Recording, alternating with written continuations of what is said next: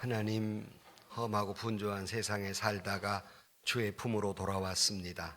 겸허한 마음으로 주의 말씀을 기다립니다. 귀한 자리 부족한 종을 세워주셨사오니 성령께서 임하셔서 말씀하여 주옵소서. 하나님의 말씀을 듣는 귀한 시간 되게 하여 주옵소서. 예수님의 이름으로 기도하옵나이다. 아멘. 할렐루야. 오늘 아침도 주의 은혜가 우리 가운데 충만하시기를 주의 이름으로 축복합니다. 지금 12월은 우리가 잘 아시는 대로 성탄의 달입니다. 특별히 지금은 대림절 두 번째 주간입니다. 대림절이라 하면 주님 오심을 기다리는 기간입니다. 옛분들은 이 대림절에 금식을 했다고 합니다. 그러니까 우리가 보통 고난주간만 금식하는 줄로 아는데, 물론 이 고난주간에는 예수님의 그 많은 그 고통을 동참한다는 의미에서 금식을 했지만, 이 대림절 기간 동안에는 예수님을 내 마음에 모시어 드리는 준비, 그러니까 우리가 좀 더 마치 손님을 모실 때 집안을 청소하듯이 우리의 마음을 주님을 잘 모셔드릴 수 있도록 몸과 마음과 영혼을 깨끗이 정화한다는 의미에서 금식을 했다고 합니다. 여러분 모두 주님 오심을 잘 준비하는 저와 여러분들이 되시기를 주의 이름으로 축복합니다. 특별히 주님 오심의 의미를 생각하는 절기입니다. 이사야는 주님이 오시면 이런 일을 할 것이라고 이사야 61장 1절로 3절에 말씀하고 있습니다. 주 여호와의 영이 내게 내리셨으니 이는 여호와께서 내게 기름을 부으사 가난한 자에게 아름다운 소식을 전하게 하려 하심이라. 나를 보내사 마음이 상한 자를 고치며 포로된 자에게 자유를, 갇힌 자에게 노임을 선포할 것이다 하고, 주님 오시면, 메시아가 오시면 이런 일을 하실 것이다 라고 선포했고, 우리 주님도 오셔서 예수님께서 하시는 세 가지 일에 대해서 누가복음 4장 18절 말씀에도 역시 같이 가난한 자에게 복음을, 포로된 자에게 자유를, 눌린 자에게 은혜를 베풀기 위해 이 땅에 오셨다라고 말씀하고 있습니다. 특별히 그러기에 우리는 오늘 아침 가난한 자에게 복음을, 기쁜 소식을, 이것이 예수님이 이 땅에 오신 첫 번째의 의미입니다. 바라기는 이 성탄의 절기에 다시 한번 주님 오심의 의미를 깊이 묵상하면서 모든 이 땅에 있는 가난한 자에게 기쁜 소식을 전하는 절기가 되고, 우리 자신이 모든 가난한 자에게 기쁜 소식을 전하는 가브리엘 같은 그 역할을 감당하는 저와 여러분들이 되실 수 있기를 주의 이름으로 축복합니다. 그런 의미에 첫 번째로 생각하는 것은 우리 주변에는 예나 지금이나 가난한 자들이 많이 있습니다. 여러 번 통계에 대해서 말씀을 드렸습니다마는 이 지구촌이 60억 인구 가운데에서 이 먹을 것이 없어서 굶주림 속에서 조용히 죽음을 기다리는 사람의 수가 무려 10억 명이라고 합니다. 별로 놀라지도 않는 여러분, 10억 명이 먹을 것이 없어서 죽음을 기다릴 수밖에 없는 처절한 상황이 믿을 수도 없는 얘기지만 현실이고, 유엔기구의 발표에 의하면 지금도 이 기아로 죽어가는 어린아이들이 6초에 한 명씩 죽어가고 있다는 것이에요. 지금 이 순간에도 6초에 한 명씩 먹을 것이 없어서 어린 생명들이 죽어가고 있습니다. 이것이 오늘 지구촌의 현실입니다. 그래서 매년마다 그렇게 죽어가는 어린아이의 수가 600만 명이 됩니다. 기아와 영양실조입니다. 그래서 매일 어린아이 18,000명을 포함한 매일 25,000명이라고 하는 사람들이 이 굶주림 속에서 죽어가는 것이 이 지구촌의 현실입니다. 더욱 기가 막힌 현실은 하나님이 이 땅에 주신 이 곡물은 이 모든 지구상에 있는 사람들이 먹고도 남을 만한 그런 곡물이 생산되고 있지만, 이 곡물 가운데 4분의 1이 부유한 나라의 소들이 먹어치운다는 것이에요. 그 이유는 부유한 나라 사람들이 고기를 많이 먹으니까 소를 많이 생산해야 되고, 이걸 위해서 먹을 것이 없어 죽어가는 사람들이 있음에도 불구하고 짐승들을 먹이게 됩니다.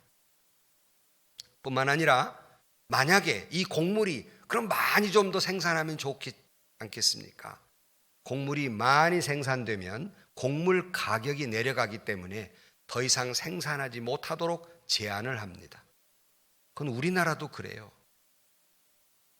만약에 여러분 논에 그 벼를 심지 않으면 정부에서 돈 주잖아요.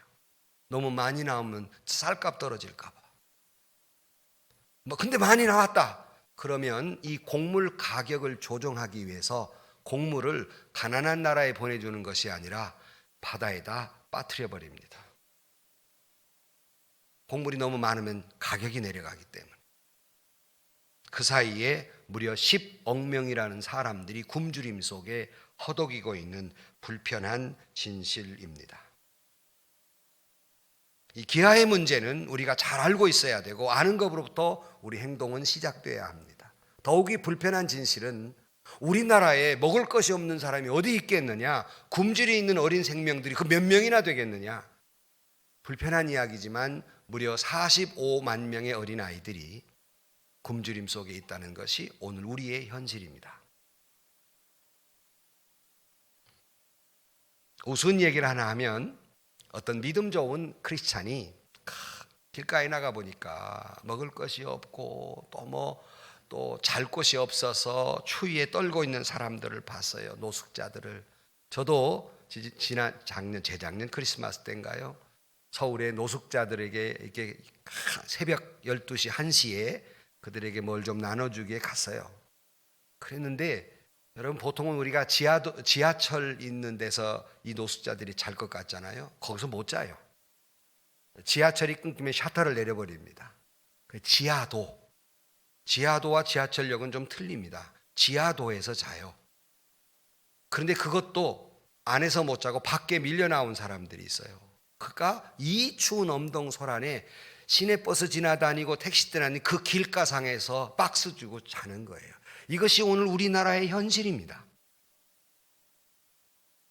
그래서 이걸 본 한 크리스찬이 너무나도 화가 나서 하나님께 막 저항하는 기도를 드렸습니다. 하나님, 어떻게 이렇게 비참할 수가 있겠습니까? 하나님이 살아계신다면 어떻게 이런 일이 생긴단 말입니까? 뭔가 대책이 있어야 될 거 아닙니까? 하나님, 너무나도 가슴이 아파서 막 그렇게 기도드렸어요. 그랬더니 하나님이 이렇게 응답하시더랍니다. 대책 세우라고? 이 답답한 녀석아, 내가 괜히 너를 이 땅에 보낸 줄 아느냐? 뭐 말인지를 못 알아듣고 여러분이 까마까마하는데 그 사람들 대책을 너 보고 세우란 얘기다, 그런 얘기예요. 네가 해야 할 일이다 하는 말입니다. 이 말은, 그때 너라는 말은 여러분 한 사람 한 사람이 바로 너입니다. 어떻게 이런 일이 있을 수 있습니까? 정치인들, 경제인들 욕할 것이 아니라 그건 네 책임이다. 우리 한 사람 한 사람의 책임이란 말입니다. 예수님도 그런 말씀을 하셨어요.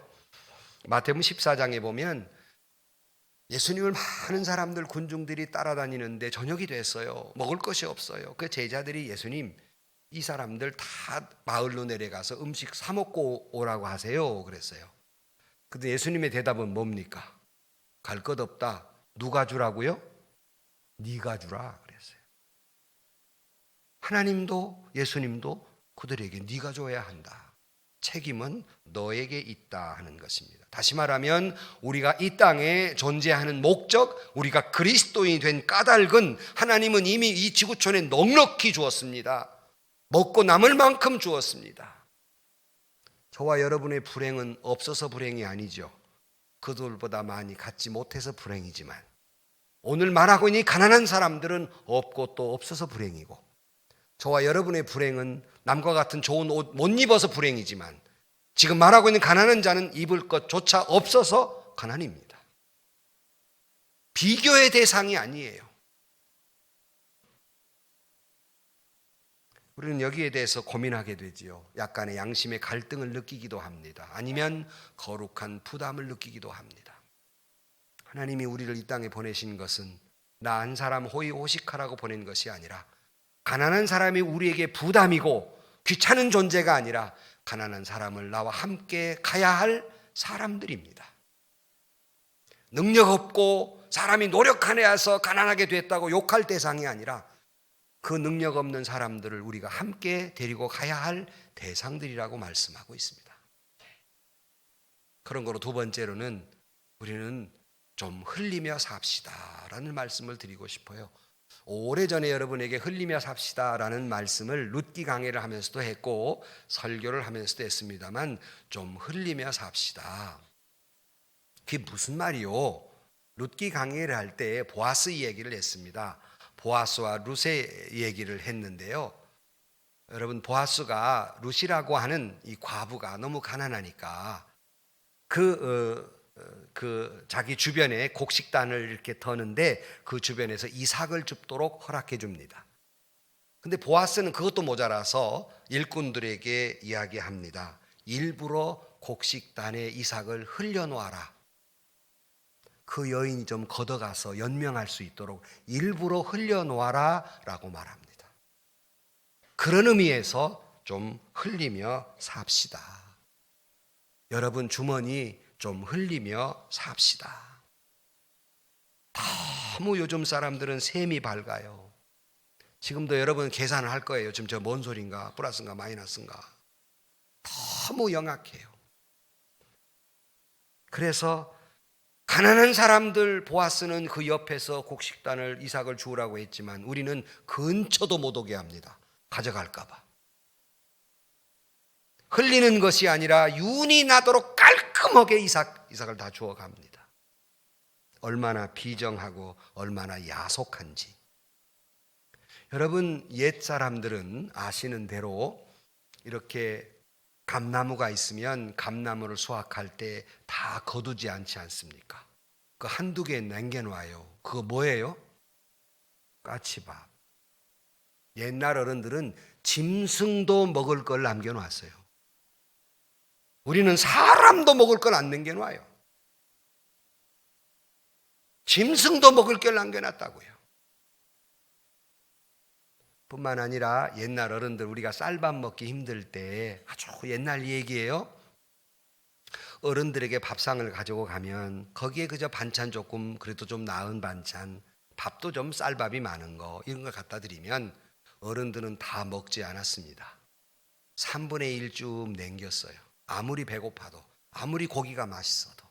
그 이유는 그 상을 물려야 부엌에 있는 여성들 그리고 부엌에 있는 일꾼들이 그 쌀밥이라도 한 번 먹어볼 수 있고 그 고기라도 한참 먹어볼 수 있기 때문에 물림상으로 물려줍니다.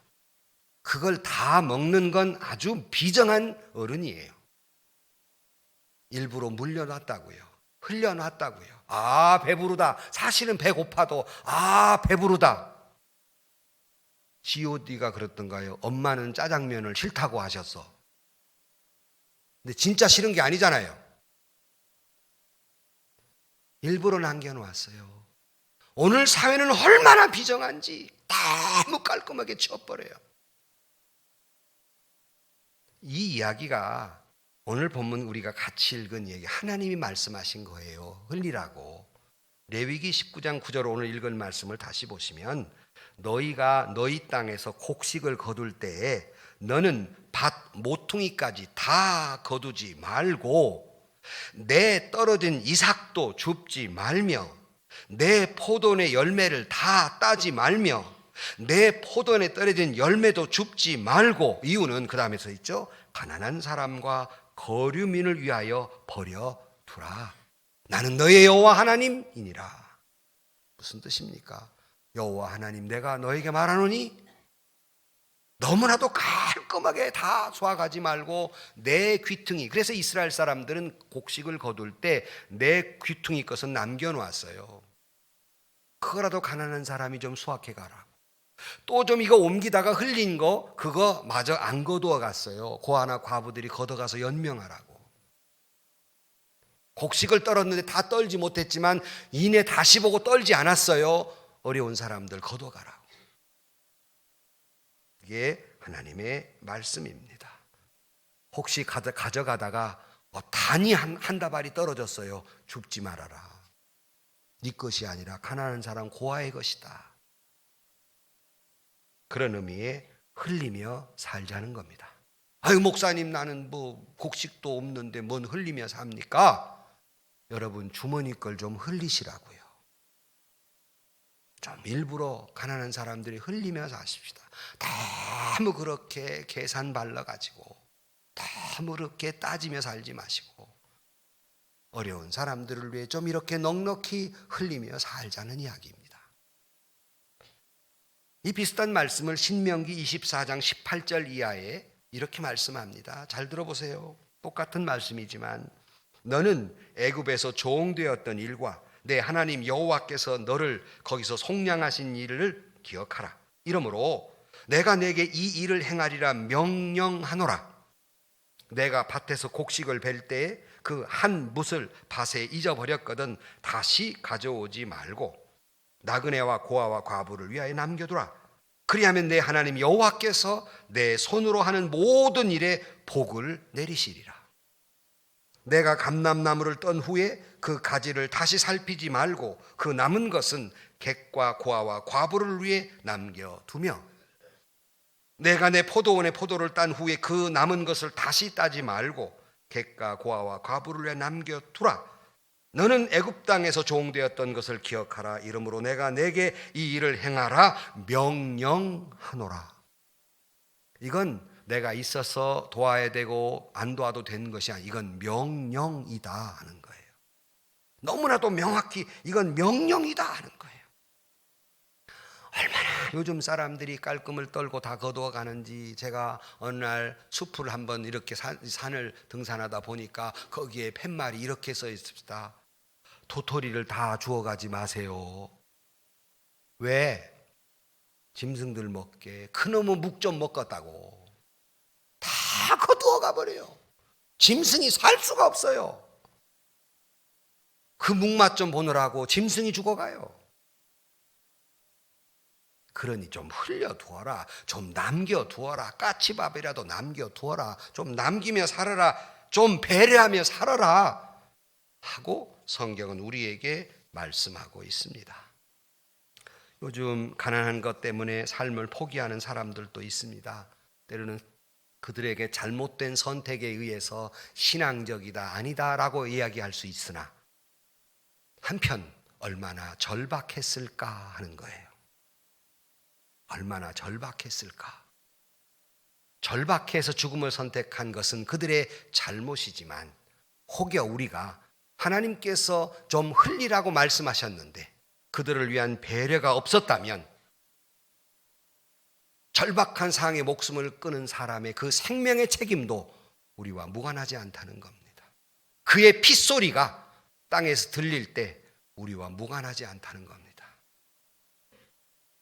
냉수 한 그릇도 대접하면 주님께 한 것이라고 했는데 우리는 결코 옆에 굶어 죽어가는 6초마다 한 번씩 굶어 죽어가는 아이들을 보면서 내 목구멍에 고기가 넘어간다는 것은 과연 있을 수 있는 일일까?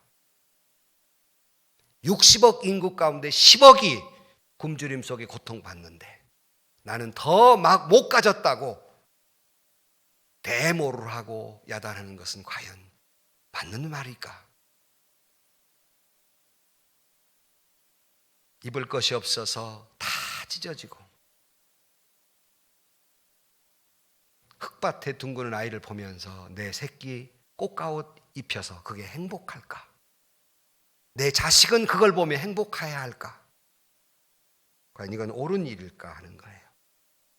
우리는 신앙인입니다. 사랑하며 베풀며 주며 살아야 할 신앙인들입니다. 그래 우리 교회가 선교도 하고 다 하지만 구제도 합시다 하는 마음을 이 교회를 늘 기도하면서 생각해 왔지만 아직도 턱없이 부족하지요. 우리 당회는 한때 이런 결의를 했어요. 우리 교회 모든 기쁜 절기, 모든 기뻐서 드리는 하나님께 드리는 절기의 헌금은 다 밖으로 보낸다. 그래서 우리는 모든 헌금마다 다 몫이 있습니다. 가난한 사람들을 위해서, 개척교회들을 위해서, 더 걸신 아동들을 위해 다 그게 몫이 다 나누어져 있습니다. 우리 안으로 쓰지 않는다. 기뻐하는 절기에 모이는 헌금은 다 밖으로 보낸다. 그래서 이 성탄절의 절기에 여러분 감사헌금하는 전액은 불우한 이웃들을 돕는데, 가난한 자들에게 기쁨의 소식을 전하는 데 쓰여지고 있습니다. 여러분, 여러분의 밭에 내 모퉁이는 무엇입니까? 각각 다르겠지요. 여러분의 밭에 내 모퉁이 좀 남겨두십시오. 그리고 일부러라도 반을 흘리십시오. 일부러라도 흩어두십시오. 최소한도 여러분이 그렇게 흘려버린 것은 이 가난한 사람들에게는 최소한의 희망이며 최소한의 생명줄입니다. 성공이라고 하는 것이 소유도 아니고 지식도 아니고 권력도 아니고 명예도 아니고 진정한 행복인데, 진정한 행복이란 내 주변에 굶어 죽어가는 사람들을 놓고 내 입에 밥이 들어간다고 해서 행복할 수는 없습니다. 여러분, 얼마나 많이 가졌느냐가 아니라 어떻게 살아왔느냐가 그 사람됨입니다. 여러분, 어떻게 살고 계십니까? 성경은 흩어주어라, 좀 흘리며 살아라 라고 말씀합니다. 그러나 세 번째로, 그렇다고 해서 호랑방탕에 살아라는 말은 아닙니다. 최선을 다해서 일하십시오. 열심히 버십시오. 근데 그 목적이 다릅니다. 열심히 벌되 내가 좋은 아파트 살고 좋은 옷, 명품백을 들기 위한 것이 아니라 가난한 자들에게 일부러 흘려주기 위해서, 그들의 눈물을 닦아주기 위해서는 우리는 열심히 벌어야 합니다. 우리는 부자 돼야 합니다.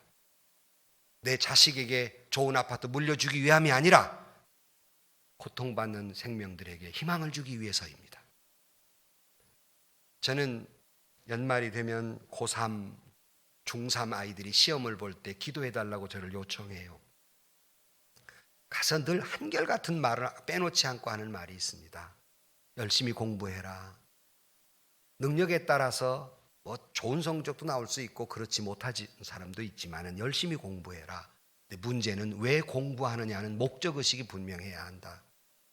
우리가 열심히 공부해야 하던 까닭은 좋은 대학 들어가서 좋은 직장 가가지고 호의호식하며 살기 위함이 아니라 열심히 공부해서 좋은 대학도 들어가고 열심히 돈도 많이 벌어라.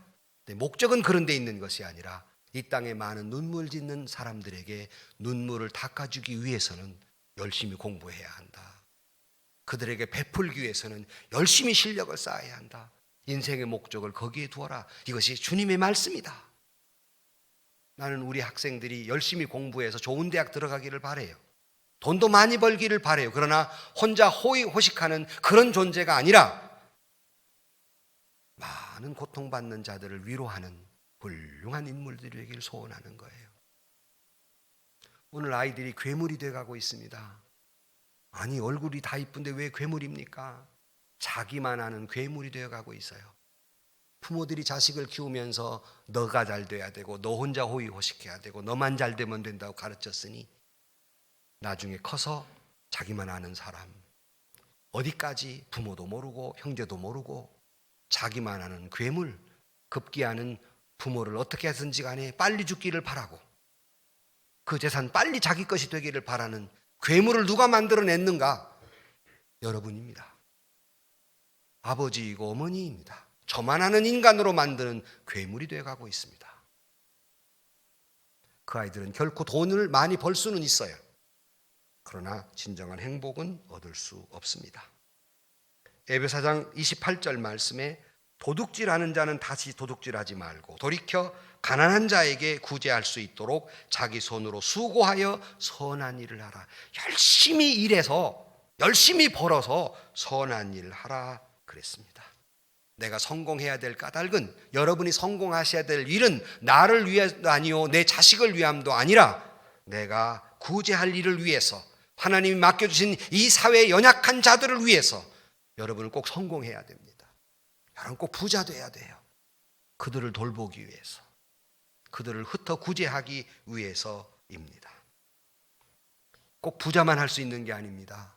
주님은 그 수천 명 가운데 어린애기 도시락 그거 물고기 2마리 보리떡 5개 그 의지 짜는 걸 갖고 오라는 거예요.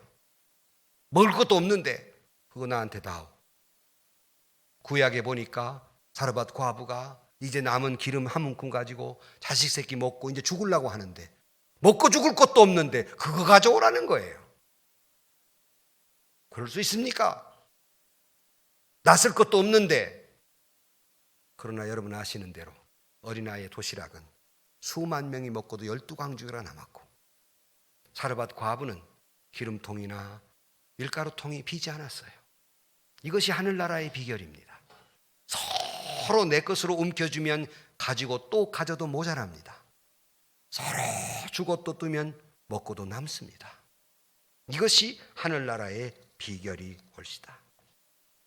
성도 여러분, 여러분 어떤 삶을 살아가고 있습니까? 다른 사람을 위해 나의 모든 것을 내어줄 수 있어야 합니다. 그것은 바로 십자가 정신입니다. 예수님이 이 땅에 와 당신을 내어 던짐으로 온 인류를 구원하듯이 여러분을 내어줄 수는 없으십니까? 누가복음 12장 33절 말씀에 너희 소유를 팔아 구제하여 낡아지지 아니하니 배낭을 만들라 곧 하늘에 둔 바 다함이 없는 보물이니 거기는 도둑도 가까이 하는 일이 없고 좀도 먹는 일이 없느니라. 누가복음 6장 38절 주라 그리하면 너희에게 줄 것이니 곧 후히 되어 누르고 흔들어 넘치도록 하여 너희에게 안겨주리라. 잠언 11장 24절 말씀에 흩어 구제하여도 더욱 부하게 되는 일이 있나니 과도히 아껴도 가난하게 될 뿐이니라. 구제를 좋아하는 자는 풍족하여질 것이요 남을 윤택하게 하는 자는 자기도 윤택하여지리라. 곡식을 내놓지 아니하는 자는 백성에게 저주를 받을 것이며 파는 자는 그 머리에 복이 임하리라. 잠언 10장 31절 가난한 사람을 학대하는 자는 그를 지으신 이를 멸시하는 자요 궁핍한 사람을 불쌍히 여기는 자는 주를 공경하는 자니라. 잠언 19장 17절 말씀 가난한 자를 불쌍히 여기는 것은 여호와께 구워드리는 것이니 그의 선행을 그에게 갚아주시리라. 고린도서 9장 9절 말씀 기록된 바 그가 흩어 가난한 자들에게 주었으니 그의 의가 영원토록 있느니라 함과 같으니라. 성도 여러분 열심히 일하십시오. 열심히 보십시오. 그 이유는 쓰기 위해서인데 나를 위한 씀이 아니라 많은 연약한 자들을 위해서 쓰기 위해 열심히 버십시오. 권력도 가지십시오. 그것은 가난한 자를 핍박함이 아니라 그들을 구원하기 위해서입니다. 결론으로 말씀을 드립니다. 여러분 아시는 대로 몇 주 전에 월드비전과 함께 시에라리온에 다녀왔습니다. 이 월드비전을 소개해드리면 현재 100여 개국에 4만 명의 직원을 가지고 있는 국제기구입니다. 기아 어린 생명들을 도와주는 국제기구인데 이것은 생겨난 동기가 바로 우리나라 때문입니다. 그것은 한국전쟁의 참혹한 현장에서 파피어스 목사님이 한국을 방문했다가 전쟁으로 죽어가는 많은 어린 생명들, 기아 속에 죽어가는 생명들을 보면서 어떻게 저들을 도와줄 수 있을까 구제 전문 기관을 만들어야겠다는 생각을 가지고 미국으로 돌아갑니다.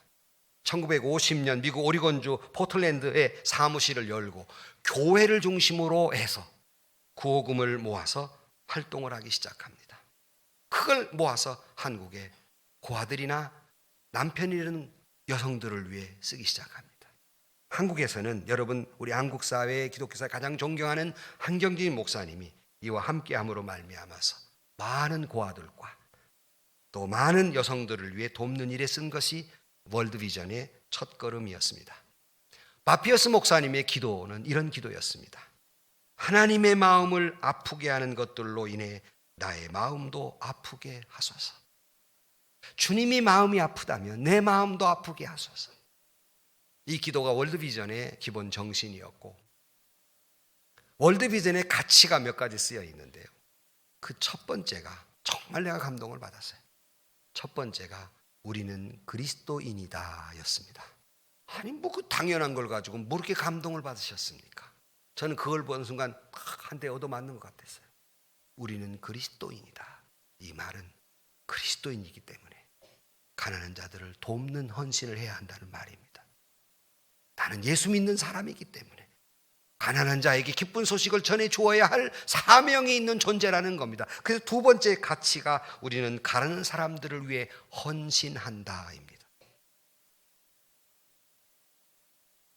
사랑하는 성도 여러분, 주님이 우리를 신앙인으로 부르신 것은 물론 우리가 영적으로 구원받아야 하지만 이 땅에서는 많은 연약한 자들을 돌보는 그 사명을 감당하라고 우리 이 땅에 보내신 겁니다. 우리는 크리스찬입니다. 크리스찬이란 예수님의 마음을 품은 사람 아닙니까? 빌립보 1장 8절 말씀, 제가 가장 좋아하는 말씀, 그리스도의 심장을 품은 사람들입니다. 그리스도의 심장이란 긍휼입니다. 불쌍히 여기는 마음입니다. 우리는 크리스찬입니다. 긍휼의 마음을 품은 사람들입니다. 어찌 6초 만에 한 명씩 어린 생명이 죽어간 걸 보면서 우리는 외면할 수 있겠습니까? 성탄의 절기에 우리는 주님 오심을 기다려야 해야 할 일들이 많습니다. 개인적으로는 때로는 서로 상처를 주고받은 사람들과 함께 화해하고 용서를 해야 하고 미움과 증오와 시기와 질투와 이 모든 것들을 다 파괴하고 평화를 만들어내는 일을 해야만 합니다. 그러나 못지않게 우리가 꼭 해야 할 일은 가난한 자에게 기쁨의 소식을 전하는 일입니다. 가난한 자에게 기쁨의 소식을 전한다 함은 그들에게 목소리를 외쳐서 복음을 전하는 말이 아니라 그들에게 먹을 것을 주는 것입니다.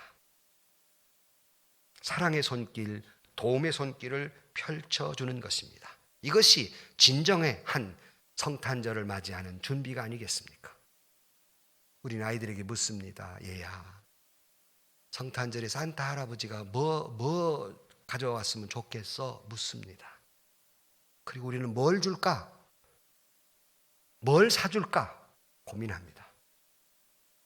그 고민에 조금 한 모퉁이라도 이 땅에 기아로 죽어가는 어린 생명들을 생각하십시오. 조금만 더 흘리십시오. 조금만 더 남겨놓으십시오. 그것이 예수님의 마음이고 그것이 주님 하나님이 그들을 보시며 마음 아파하는 것, 우리도 마음 아파야 하고 이걸 실천하는 것이 성탄의 절기에 해야 할 그리스도인입니다. 성도 여러분, 우리는 그리스도인입니다. 우리는 크리스찬입니다. 우리는 예수 마음을 품은 사람들입니다. 성탄의 절기에 긍휼을 실천하며 살아가는 저와 여러분들이 되시기를 주의 이름으로 간절히 축복합니다. 기도하십시다. 하나님, 지구촌에 가난하고 연약한 사람들을 두신 것은 바로 나에게 그들을 함께 동행하라고 보내어 주신 사명인 줄로 믿습니다. 우리 모두가 주님의 마음을 품게 하여 주옵소서. 긍휼의 마음을 품게 하여 주옵소서. 지금도 부모를 잃고 두려움 속에 쌓여 있거나 먹을 것이 없어 조용히 죽음을 기다리는 어린 생명들이 얼마나 많은지, 지금도 숨을 헐떡이며 쓰러져가는 생명들이 얼마나 많은지 저들을 기억하게 하여 주옵소서. 하나님이 마음 아파하는 것 우리도 마음 아파하게 하여 주옵소서. 예수님의 이름으로 기도하옵나이다. 아멘. 세상에서 시달린 친구들아, 위로의 주님 바라보아라. 눈을 들어 주를 보라. 하늘의 모든 염려 주께 맡겨라. 슬플 때에 주님의 얼굴 보라. 사랑의 주님 안식 주리라. 힘이 없고 내 마음 연약할 때 능력의 주님 바라보아라. 주